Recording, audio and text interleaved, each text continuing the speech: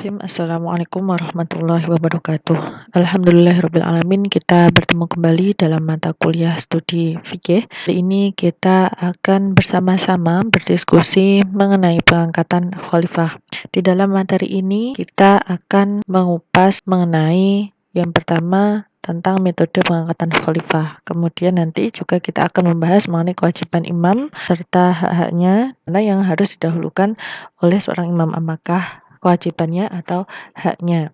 Sebelum kita memulai diskusi kita pada hari ini, marilah kita bersama-sama baca basmalah. Bismillahirrahmanirrahim.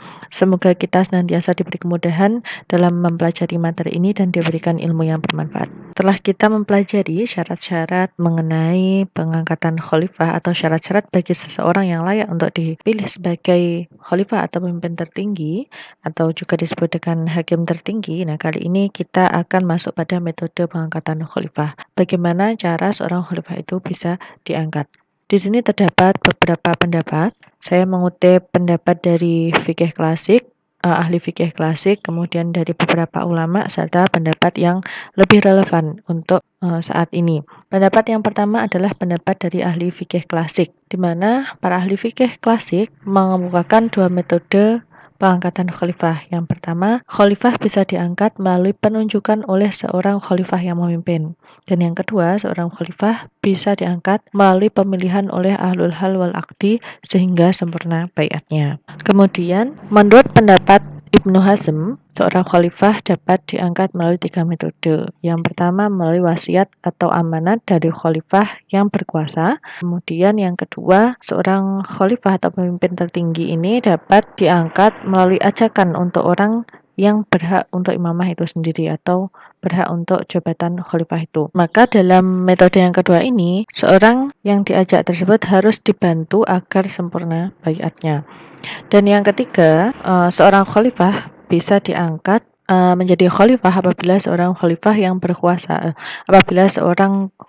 berkuasa membuat pilihan satu orang yang thiqah atau lebih. Ini merupakan salah satu pendapat dari ulama, yaitu Ibnu Hazm. Kemudian ada pendapat dari ulama lain yang menyatakan bahwa seorang khalifah itu dapat diangkat melalui dua metode. Itu adalah Al-Mawardi. Al-Mawardi mengemukakan bahwa seorang khalifah dapat diangkat melalui amanat atau wasiat dari khalifah yang berkuasa dan pemilihan ahlul hal wal. Nah, ini merupakan pendapat yang hampir sama atau sama dengan pendapat dari para ahli fikih klasik. Kemudian ada pendapat lain yang mengemukakan metode pengangkatan khalifah yang sedikit berbeda dari pendapat-pendapat ulama serta ahli fikih klasik sebelumnya. Nah, pendapat ini menyatakan bahwa seorang pemimpin atau khalifah atau juga disebut dengan hakim tertinggi dilakukan secara baiat, jadi dilakukan dengan pemilihan umum. Nah, menurut pendapat terakhir ini, pengangkatan khalifah melalui baiat umum atau pemilihan umum dilakukan karena jika hanya mengandalkan wasiat atau penunjukan oleh khalifah sebelumnya, tentu saja hal tersebut sangat tidak memberikan toleransi atau terlalu kaku.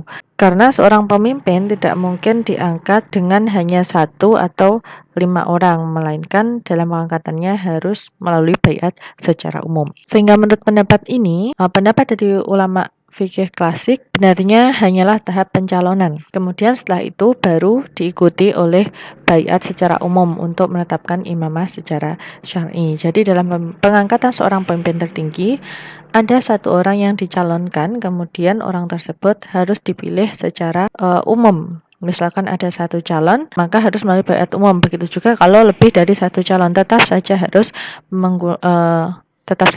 menggunakan baiat umum atau persetujuan secara umum. Pendapat yang terakhir ini didasarkan pada sejarah Khulafaur Rasyidin pada masa lalu, di mana dalam pengangkatan Sayyidina Abu Bakar terdapat orang-orang Ansar yang berkumpul dalam suatu pertemuan yang dinamakan Saqifah Bani Sa'idah. Pada pertemuan tersebut, orang-orang Ansar ingin membaiat Sa'ad bin Ubadah, pemimpin Khazraj. Akan tetapi, Umar bin Khattab dan Abu Ubaidah al-Jarrah menemui mereka dan bersama kedua orang tersebut ada Abu Bakar. Pada saat itu, orang-orang Ansar melakukan diskusi dan perdebatan dengan Umar bin Khattab dan Abu Ubaidah al-Jarrah. Kemudian Abu Bakar menawarkan pada hadirin agar membaiat salah satu di antara Umar bin Khattab dan Abu Ubaidah al-Jarrah ini. Namun Umar dan Abu Ubaidah menolak. karena menurut mereka Abu Bakarlah yang lebih dahulu masuk Islam dan lebih berhak. Kemudian Umar dan Ubaidah maju mendatangi Abu Bakar dan membaiatnya. Baiat itu kemudian diikuti oleh orang-orang Ansor yang berkumpul tadi. Dengan demikian, sempurnalah baiat terhadap Abu Bakar dan pada saat itulah Abu Bakar mendapatkan jabatan khalifah sehingga beliau menjadi pemimpin negara Islam pada saat itu. Dari kejadian ini tentu saja kita dapat melihat bahwa Abu Bakar diangkat menjadi khalifah bukan atas pilihan Umar dan Ubaidah saja, namun juga mendapat pengakuan dari khalayak umum, yaitu melalui baiat secara umum. Nah, kemudian peristiwa yang lain adalah kasus pengangkatan Umar. Jadi ketika Abu Bakar rasa bahwa jabatannya sebagai khalifah sebentar lagi akan berakhir karena beliau rasa bahwa umurnya sudah tidak panjang lagi, maka beliau memberi wasiat atau mengamanatkan kepada Umar bahwa setelah beliau tiada nanti, Abu Bakar memilih Umar sebagai kandidat. Kemudian pilihan itu dimusyawarahkan dengan orang-orang Muhajirin dan Ansor. Dan setelah bermusyawarah dengan orang-orang Muhajirin dan Ansor, kemudian orang-orang Muhajirin dan Ansor ini bersepakat untuk mengangkat Umar.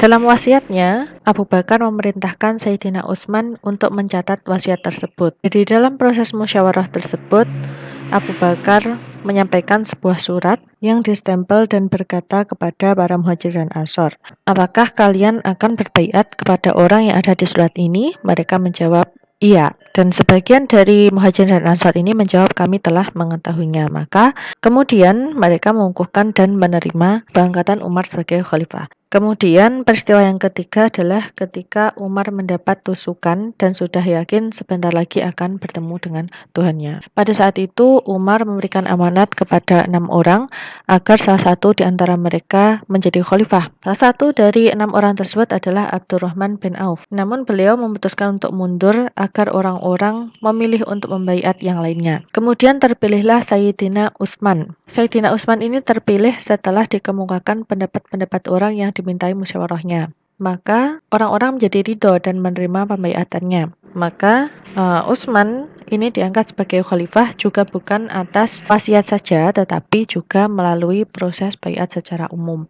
Kemudian kasus yang lain juga terjadi pada Sayyidina Ali bin Abi Thalib. Tidak jauh berbeda dengan peristiwa-peristiwa sebelumnya. Setelah Utsman syahid terbunuh, dikhawatirkan terjadi perselisihan antara Ali dengan Muawiyah. Oleh karena itu, Al-Abbas bergegas berkata kepada Ali, berikan tanganmu, aku akan membaiatmu. Maka orang-orang berkata, paman Rasulullah telah membaiat anak pamanmu, maka janganlah 2 orang dari kalian berselisih lagi. Dengan hal tersebut artinya umat Islam menerima baiat ini, kecuali beberapa orang yang condong kepada Muawiyah. Nah, dari keempat kasus tersebut, tentu saja kita dapat mengetahui bahwa dalam menentukan pemimpin tertinggi atau imamah tidak dapat terlaksana kecuali dengan baiat secara umum. Meskipun khalifah yang berkuasa atau khalifah sebelumnya pernah mengamanatkan atau memberikan wasiat siapa yang akan menggantikan kepemimpinannya. Dan wasiat tersebut harus melalui musyawarah dengan masyarakat terlebih dahulu agar terjadi kesepakatan dan pengakuan secara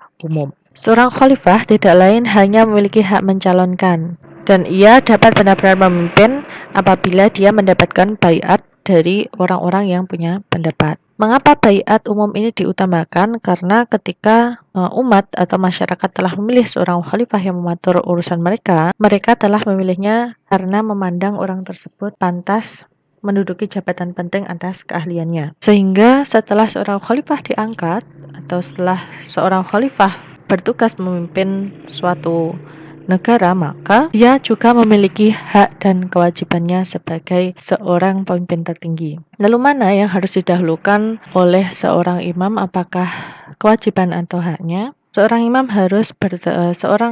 atau pemimpin tertinggi harus berpegang pada kaidah bahwa setiap hak dihadapkan dengan kewajiban. Kaidah ini sangat dapat diterima oleh logika dan akal sehat dan merupakan kaidah yang sangat adil.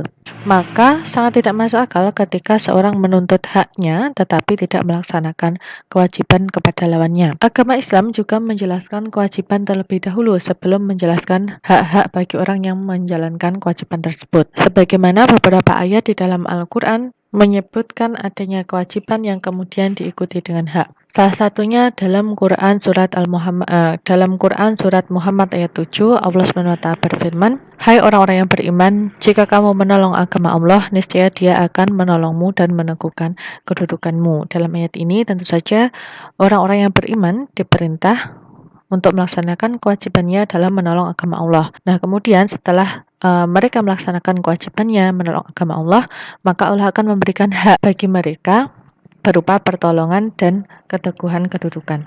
Kemudian dalam ayat yang lain, Quran Surat Ar-Rum ayat 47, A'udzubillahi minasyaitonirrajim, Bismillahirrahmanirrahim, Walaqad arsalna min qablika rusulan ila qaumihim faja'uhum bil bayyinati fantaqamna minal ladzina ajramu wa kana haqqan 'alaina nasrul mu'minin. Dan sungguh kami telah mengutus sebelum engkau Muhammad beberapa orang rasul kepada kaumnya. Mereka datang kepadanya dengan membawa keterangan-keterangan yang cukup. Lalu kami melakukan pembalasan terhadap orang-orang yang berdosa dan merupakan hak kami untuk menolong orang-orang yang beriman. Nah, pada ayat ini terdapat kewajiban terhadap seorang pemimpin, di mana pemimpin tersebut adalah Muhammad sebagai nabi, sebagai seorang rasul yang memiliki kewajiban untuk membawa wahyu Allah SWT serta keterangan-keterangan yang cukup mengenai agama. Ketika Muhammad sebagai Rasulullah ini telah melaksanakan kewajibannya untuk membawa keterangan-keterangan yang cukup tersebut, kemudian Allah akan memberikan hala atau memberikan hak yang berupa pertolongan bagi orang-orang yang beriman. Nah, kemudian ayat yang lain adalah Quran Surat Al-Hadid ayat 7. A'udzubillahi minasyaitonirrajim. Bismillahirrahmanirrahim. Aminu billahi wa rasulihi wanfiqu mimma ja'alakum mustakhlafina fihi falladzina amanu minkum wa anfaqu lahum ajrun kabir. Berimanlah kamu kepada Allah dan Rasulnya dan infakkanlah di jalan Allah sebagian dari harta yang Dia telah menjadikan kamu sebagai penguasanya atau amanah. Maka orang-orang yang beriman di antara kamu dan menginfakkan hartanya di jalan Allah memperoleh pahala yang besar. Nah, pada ayat ini Allah menjelaskan umat Islam diperintah untuk beriman kepada Allah dan Rasulnya dan menginfakkan hartanya di jalan Allah. Ini merupakan kewajiban umat Islam. Nah, nanti ketika umat Islam itu sudah menjalankan kewajibannya, maka Allah akan memberikan hak bagi umat Islam itu berupa pahala yang besar. Nah, inilah beberapa kaidah dan ayat yang menunjukkan bahwa seseorang sebagai umat Islam maupun sebagai seorang pemimpin dan khalifah tertinggi atau hakim tertinggi harus terlebih dahulu menjalankan kewajibannya, barulah mendapatkan hak-haknya. Lalu apa saja kewajiban bagi seorang pemimpin tertinggi atau seorang hakim tertinggi? Ada 10 kewajiban. Jadi kewajiban bagi seorang pemimpin atau khalifah atau hakim tertinggi ini tidaklah mudah karena terdapat kurang lebih 10 kewajiban bagi seorang khalifah atau hakim tertinggi agar kepemimpinannya dikatakan sempurna. Yang pertama, dia harus memelihara agama dan dasar-dasarnya. Kemudian yang kedua, seorang hakim tertinggi harus melaksanakan hukum-hukum di antara orang yang bersengketa dan menyelesaikan perselisihan. Yang ketiga, seorang khalifah atau hakim tertinggi menjaga keamanan umatnya. Yang keempat, menegakkan hukum Allah. Dan yang kelima, menjaga perbatasan negara, menghalangi datangnya musuh dan melindungi umat muslim dari pertumpahan darah. Dan yang keenam, seorang hakim tertinggi harus memerangi orang-orang yang menentang Islam. Dalam hal ini adalah orang-orang yang tidak mau masuk Islam dan tidak pula menjadi kafir dhimmi. Kemudian yang ketujuh, memungut pajak dan sedekah sesuai dengan ketentuan syarak dan atas dasar nas serta ijtihad. Jadi tidak boleh sembarangan memungut sedekah ataupun memungut pajak, harus berdasarkan perintah syarak atau atas dasar Al-Quran dan Sunnah serta ijtihad ulama. Dan yang kedelapan, orang hakim tertinggi menetapkan kadar tertentu pada pemberian untuk orang-orang yang berhak secara wajar. Jadi sebagai seorang pemimpin, dia juga berkewajiban mengatur pendistribusian baitul mal kepada orang-orang yang berhak menerima sesuai dengan kadar yang sewajarnya. Kemudian yang kesembilan, memilih dan menggunakan jasa-jasa orang yang dapat dipercaya dalam mengelola keuangan negara. Dan yang terakhir, seorang khalifah wajib melaksanakan tugasnya yang langsung di dalam membina dan menjaga agama. Apabila seorang pemimpin atau khalifah atau hakim tertinggi ini sudah melaksanakan kewajiban-kewajiban yang sudah saya sebutkan ini, maka ia boleh untuk menerima haknya, di mana hak seorang imam atau pemimpin atau khalifah atau hakim tertinggi ini ada dua. Yang pertama, mendapat gaji yang mencukupi kebutuhannya. Dan yang kedua, dia berhak untuk didengar, ditaati, serta dibantu selama berlaku adil dan melaksanakan hukum, serta mengikuti syariat Allah serta Rasulnya. Demikianlah pembahasan kita mengenai pengangkatan khalifah. Karena terdapat beberapa metode, kemudian ada hak dan kewajiban bagi seorang imam, serta dan kesimpulan daripada materi ini adalah bahwa seorang pemimpin tertinggi itu harus diangkat melalui pencalonan dan juga pemilihan secara umum agar tercapai keadilan dan juga agar tercapai keadilan. Dan kemudian orang yang diangkat menjadi khalifah atau menjadi pemimpin tertinggi atau hakim tertinggi ini harus melaksanakan kewajibannya sebagai imam serta mendapatkan haknya sebagai imam. Di mana kewajiban sebagai seorang khalifah atau pemimpin tertinggi atau juga imam atau juga hakim tertinggi ini adalah mendirikan Islam dan menjaganya daripada para ateis dan para pengikutnya, dan menjelaskan kepada orang-orang mengenai hal tersebut, serta mengatur urusan umat pada batasan yang semestinya, serta membela dan menjaganya dari setiap musuh. Nah, kemudian dia berhak atas gaji dan juga berhak untuk didengarkan serta dibantu dan ditaati. Selama seorang khalifah itu bersikap adil serta telah melaksanakan kewajibannya dengan baik. Terima kasih atas perhatiannya. Marilah kita tutup pertemuan pada hari ini dengan bacaan hamdalah. Alhamdulillahirrahmanirrahim. Semoga bermanfaat. Wassalamualaikum warahmatullahi wabarakatuh.